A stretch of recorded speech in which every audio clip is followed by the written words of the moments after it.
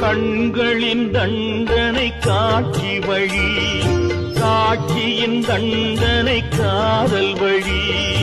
கண்களின் தண்டனை காட்சி வழி, காட்சியின் தண்டனை காதல் வழி.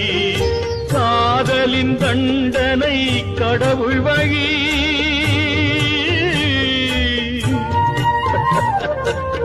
காதலின் தண்டனை கடவுள் வழி. கடவுளை தண்டிக்க என்ன வழி? இரண்டு மனம் வேண்டும், இறைவனிடம் கேட்பேன்.